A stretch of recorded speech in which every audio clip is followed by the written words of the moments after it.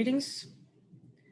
Today's series is going to focus on connecting three most important concepts in cardiac cycle. One is the ECG, connecting it to the cardiac output. And third is connecting that to the pressure in the ventricles. So let's start.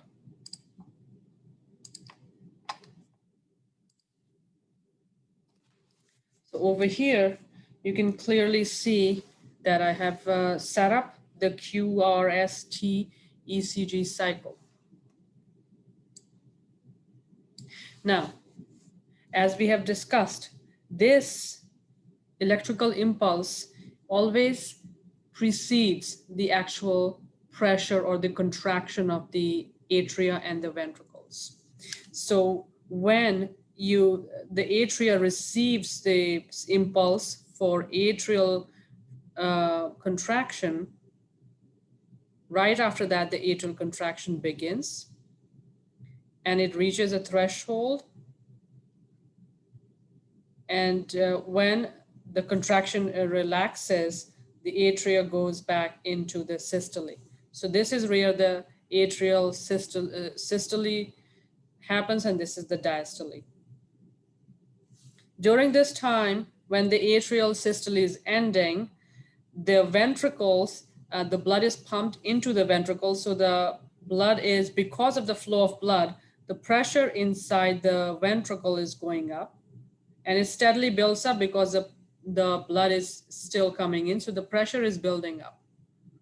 The pressure is building up, and as soon as it receives the signal, for the contraction, the atrial contraction happens, which directly means that the pressure is highest at this point, and now the semilunar valves will start opening. As it opens, all the blood is pumped into the aorta. Because the blood is pumped out, the pressure in the ventricle reduces, and then it depolarizes. Okay, so this is the pressure. Now let's look at, specifically, we'll look at the ventricular volume. What happens to the blood in the ventricle through one cardiac cycle? Initially, the ventricle is open. Even when the atria is also relaxed, the blood is coming in. When the atria goes into contraction, the volume in the ventricle increases because the atria is contracting. And it steadily keeps building up till we get to the point of the atrial contraction. Up to that point, we have the maximum volume, which is called as the EDV. It is called as the end diastolic volume, because up to this point, the blood is simply received in the ventricle from atria and then through the relaxation of the ventricle. As soon as the contraction happens, meaning the semilunars open, the blood is pumped out at a very high pressure. So there will be a noticeable decrease in volume right away. And the volume actually comes down to a certain base value, which is called ESV, or end systolic volume. This difference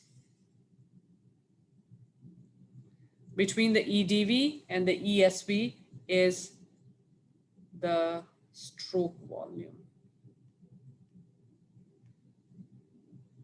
Now, there would be different combinations and permutations of things that can change these values.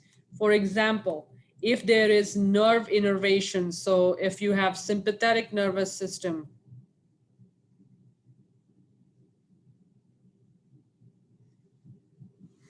they will increase the EDV.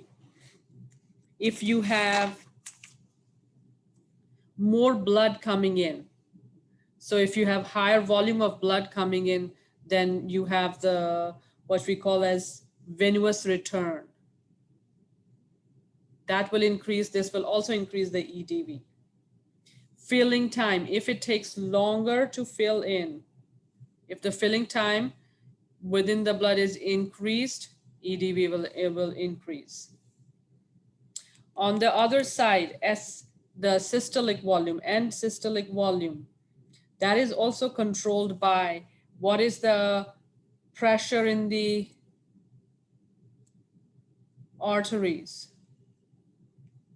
Okay, if the pressure is high there, if there's a lot of resistance, then we cannot push. So then there will be high pressure, then we have the low ESV.